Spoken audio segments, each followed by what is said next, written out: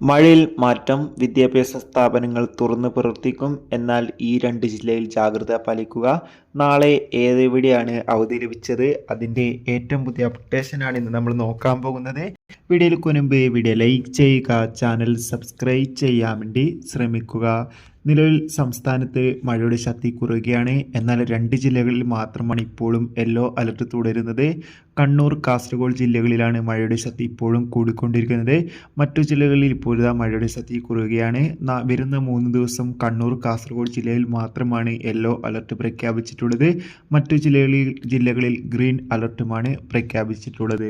അതോടുകൂടി തന്നെ നാളെ ചൊവ്വാഴ്ച ദിവസം അവധി പ്രഖ്യാപിച്ചത് ഈ ജില്ലയിൽ മാത്രമാണ്. പത്തനംതിട്ടയിലെ ദുരിതാശ്വാസ ക്യാമ്പുകൾ നടക്കുന്ന വിദ്യാഭ്യാസ സ്ഥാപനങ്ങൾക്ക് മാത്രമാണ്. അതായത് എവിടെയൊക്കെയാണ് ദുരിതാശ്വാസ ക്യാമ്പുകൾ നടക്കുന്നത് ആ സ്കൂളുകൾക്ക് മാത്രമാണ് നിലവിൽ അവധി പ്രഖ്യാപിച്ചിട്ടുള്ളത്.